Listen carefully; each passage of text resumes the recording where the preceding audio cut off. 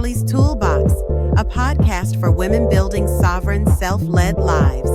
Here, we explore how art, fashion, media, and mindset become tools for power, clarity, and creative direction. This isn't self-help. This is cultural strategy for women who lead themselves. Let me take you back a few years. I'm on the phone with a family member, and I'm at this crossroads in a relationship. I knew deep down that I didn't want to be in this relationship anymore, but I needed kind of like an extra push. I needed someone to validate what my gut was already telling me. So I asked, kind of whimpered into the phone, what should I do? And without missing a beat, I hear, you have to have staying power. Staying power. Power through it. Be dedicated to staying. And my heart dropped.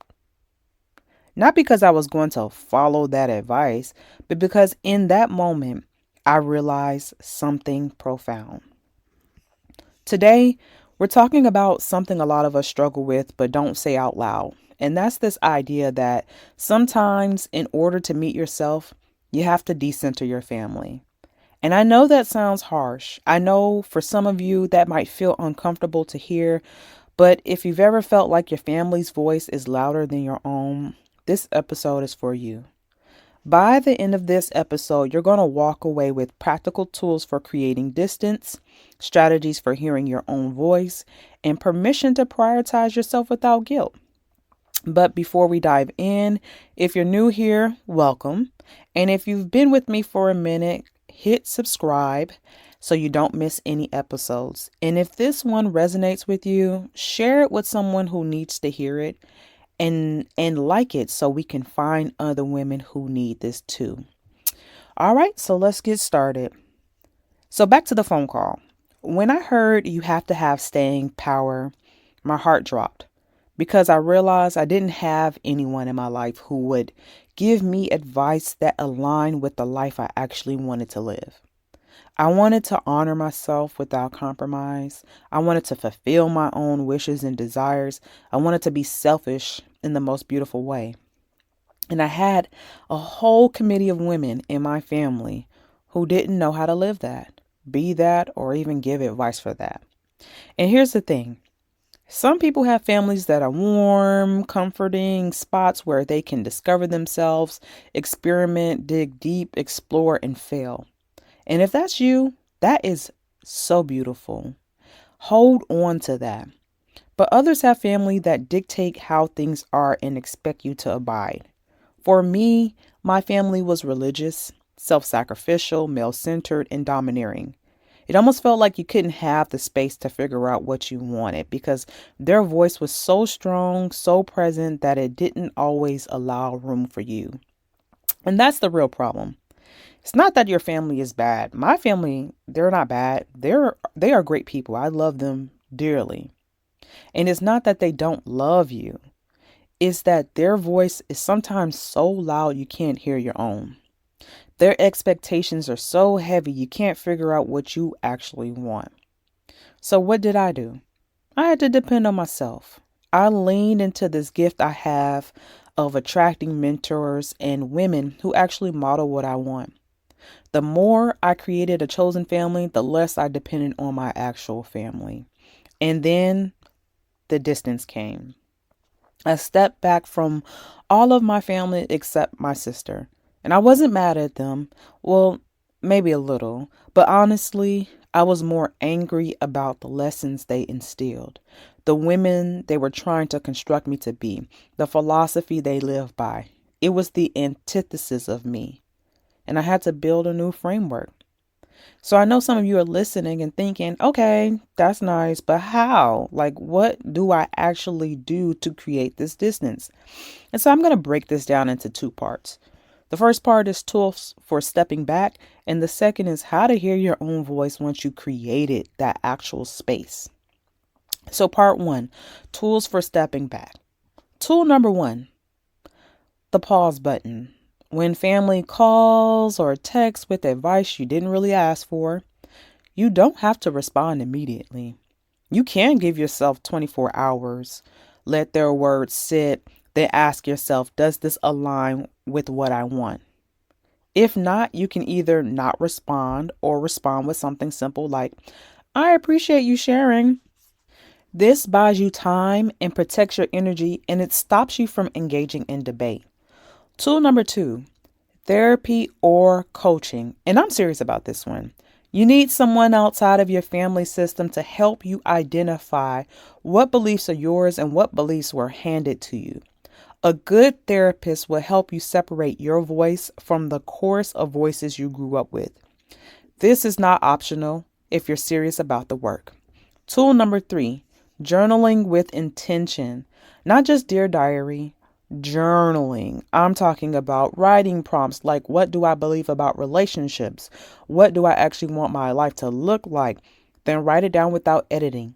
Let whatever comes up come up, and you'll be surprised about how much of it isn't actually yours. Also, if you've had someone, and this applies to me as well, if you've had people in your life who have read your journals, learn and believe that you can create safety for yourself so that you can write without editing. It's something that I had to practice and do and remind myself that I'm an adult, and so no one can access or read my journals without my permission. Tool number 4, find your people. And I don't just mean any friends. I mean people who are living the kind of life you want to live. People who are further along in the journey of honoring themselves. Watch them. Learn from them. Ask the questions. Let them be your new reference point. Tool number 5, limit consumption. If your family is active on social media, or if they send you articles or sermons or things that reinforce their worldview, you might need to mute them or unfollow them or set boundaries around what you consume. The objective is to protect your mental space like it's sacred, because it is. Now let's get to part 2. How do you hear your own voice? Now, even when you create distance, even when you use all the tools, there's still this question of how do you actually hear your own voice? Because for so long, their voice has been the voice. So how do you know it's yours? Step 1, you get quiet. And I mean really quiet. No music, no podcast, no distractions, just you in silence. Because your voice is usually a whisper, and it often gets drowned out by everything else. So sit in silence. Ask yourself simple questions. What do I want for breakfast? What do I want to do today? The objective is to start small so you can know what's yours. And eventually, your voice is going to get louder and louder the more you listen to it. Like I say with everything, it is a muscle. The more you use it, the stronger it gets. Step 2, pay attention to your body. Often your body knows before your mind does. When someone gives you advice or tell you what to do, how does your body respond? Does your chest tighten? Does your stomach drop? Do your jaws clench? That's your body telling you this probably isn't aligned. And on the flip side, when something feels right and your body relaxes, your shoulders drop, you can breathe deeper, it's often a sign that you can trust that. Step 3, track your desires. Not what you think you should want, but what you actually want. And start writing down every little thing you desire, even if it seems silly or selfish. If you want to sleep in, write, I want to sleep in. I want to move to a new city. I want to date someone my family wouldn't approve of. The more you acknowledge your desires, the clearer your voice becomes. Step 4, practice saying no. And I mean say no, even to the small things. No, I don't want to go to that event. No, I don't want to have that. No, I don't want to have that conversation. Every time you say no to something that doesn't serve you, you're turning up the volume on your own voice. And also, this is a reminder. Sometimes we get these tools and then we forget that you can do them with tact. Every step and solution that I'm offering, remember, there's a tactful way to do that. There are ways to communicate to ensure that you are being clear about what you're saying but doing so tactfully. Okay. Step 5, give yourself permission to change your mind. Because here's the thing, when you first are learning to hear your voice, you might get it wrong. You may get it wrong. You might try something and realize, you know what? I actually don't like that either. And I've done that many times. I have been like so adamant about something. I want to do this. I want to do this. And then when I try it, I'm like, actually, no. And that's okay. Your voice isn't static. It evolves, it changes direction. The point is to keep listening and keep adjusting, because that is growth. That is what we do as people. We take in new information, we change the direction. We realize we don't like something, we go another direction. That is life. It's okay to change your mind. So I know some of you might be thinking, isn't this like selfish? Like, isn't this abandoning your family? And here's what I want you to understand. Distance is a tool. It is not a punishment. You are not punishing your family. You are using it as a tool. Okay? It is simply about creating the space you need to hear yourself, because you will never know happiness. You will never know your values if you cannot physically, mentally, spiritually hear what's going on inside. And so for me, I wasn't concerned about punishing my family, treating them wrong, nothing like that. It was about me. And what that looked like was living in a different area, rejecting or deconstructing God, because I could not understand God if I abided by the rules and the systems for which my family lived under. I had to create spiritual distance so that I can understand what is my personal relationship with God. It meant sometimes going against what they thought publicly in front of them.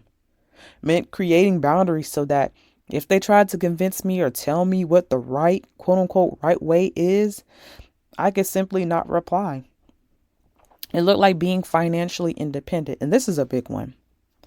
People often don't have a voice because they cannot be financially independent. And I know this economy is in a strange and uncomfortable, and like we're all concerned and worried about what's going on in the US in particular. So I want to emphasize this, but I also want to say that I understand if you cannot be financially independent. And some of these, suggestions may not be smart when you're living under someone else's roof. So I want to put that out there as well. So I had to be financially independent so I wouldn't have to ask anybody for money, and therefore wouldn't have to take their advice. Because when you're using someone's money, when you're under their roof, they expect to be heard. And that's just the way it is. So financial independence allowed me to say, no, I don't have to hear you, because it's my money, my life, and I'm running it how I want to. It looked like examining my emotions, looking my feelings square in the eyes and asking, what does it need? Like, when you're angry, when you're sad, there is a need under that. What is that? It looked like yelling back at my inner voice, because it turns out that voice wasn't even mine.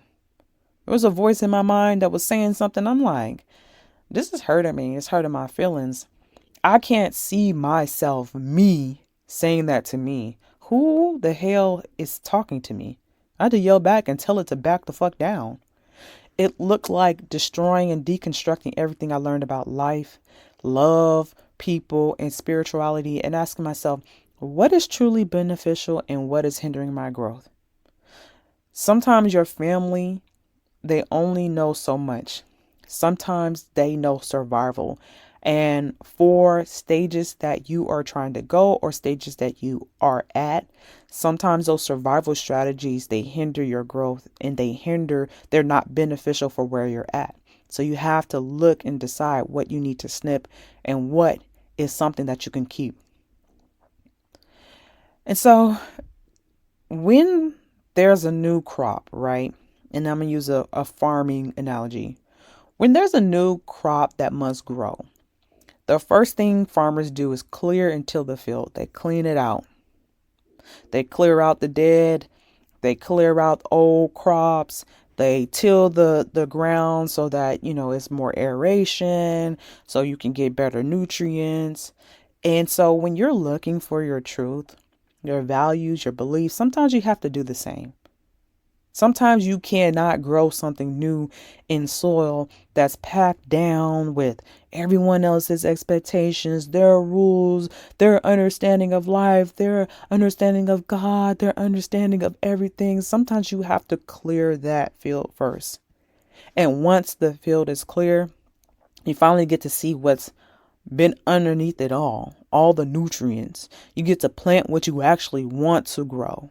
You get to meet the version of yourself that was buried under everyone else's expectations, advice, and voices. Okay, so let's bring this home. Here's what we covered today. Not all families create space for self-discovery, and it's okay to acknowledge that. You're not a bad person for recognizing that your family's voice is drowning out your own. Distance is a tool. It is not a punishment. It's about creating the space you need to hear yourself. You need practical tools to step back. Use the pause button, get therapy, journal with intention, find your people, and limit what you consume. Your body knows your truth. Pay attention to how it responds. It will tell you what's aligned and what's not. Hearing your own voice, it takes practice. Start with silence, track your desires, say no to what doesn't serve you, and give yourself permission to change your mind. And finally, you have to clear the field to grow something new. Deconstructing what you were taught isn't destruction.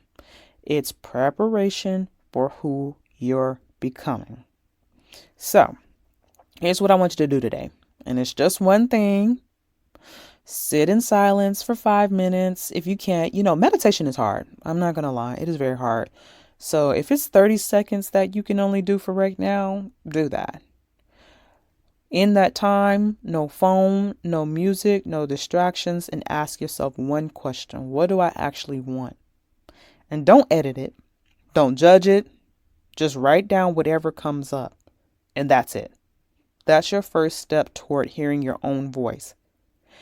And if this episode resonated with you, share it with someone who needs to hear it.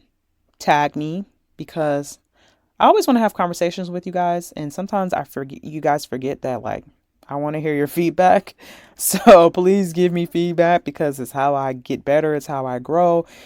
It expands my knowledge. And sometimes you guys say something that is really life-changing. So I get a book and I read about it. Okay. Let me know what comes up for you in those 5 minutes or that 30 seconds. And like the episode, it's a free way for you to support me. And the more you like, the easier it is for other women to find me. And on that note, you all take care. Bye. That concludes our exploration for today. I hope this conversation has sparked something within you. A new insight, a challenge to the status quo, or a deeper connection to your own radical vision. Remember, Charlie's Toolbox is more than a podcast. We are a cultural studio, a movement, a revolution. If you're ready to dive deeper, to access exclusive tools, and to build alongside a powerful assembly of visionary women, visit charliestoolbox.com to discover the Radical Atelier. Thank you for listening. Until next time, keep crafting your sovereignty.